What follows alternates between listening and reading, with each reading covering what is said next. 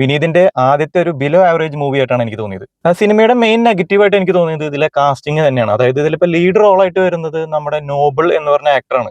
പക്ഷെ അതിന് പകരം ഒരു മുൻനിരയിലുള്ള ഏതെങ്കിലും താരങ്ങളെ കൊണ്ടെങ്കിൽ നമുക്ക് ഈ സിനിമ അത്രയ്ക്കും ഇതാവില്ലായിരുന്നു. ഈ കാസ്റ്റിംഗ് പോലെ തന്നെ ഇതിലെ മെയിൻ നെഗറ്റീവ് ആയിട്ട് തോന്നിയത് ഇതിന്റെ സ്ക്രീൻ പ്ലേ തന്നെയാണ്. അതുപോലെ ഒരു എന്താ പറയാ ക്ലീഷേ ടെംപ്ലേറ്റ് സ്റ്റോറി, അതുപോലെ ഡയലോഗ് ഡെലിവറി എല്ലാം മോശമായിട്ടാണ് എനിക്ക് തോന്നിയത്.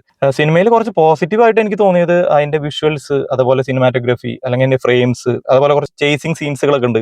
ബാബുരാജിന്റെ ഒരു കുറച്ച് കോമിക്കൽ എലമെന്റ്സ് ഒക്കെ ഉണ്ടായിരുന്നു. അത്യാവശ്യം അവിടെ ഇവിടേക്ക് ചിരിക്കാനുള്ള ഒരു സംഭവം ഉണ്ടായിരുന്നു. പിന്നെ നമ്മുടെ ഓഫീസർ ഓൺ ഡ്യൂട്ടിയിൽ നമ്മുടെ വില്ലനായിട്ട് അഭിനയിച്ച ഒരു പയ്യനുണ്ട്, എന്താ വിഷ്ണു വാര്യർ.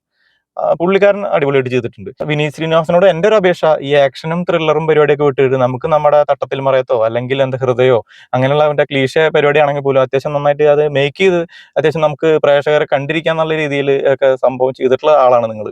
അപ്പോൾ അത്യാവശ്യം അങ്ങനത്തെ പരിപാടികളൊക്കെ ചെയ്ത് നമുക്ക് മുന്നോട്ട് പോയിരിക്കും നന്നാവുക എന്നാണ് എനിക്ക് തോന്നുന്നത്.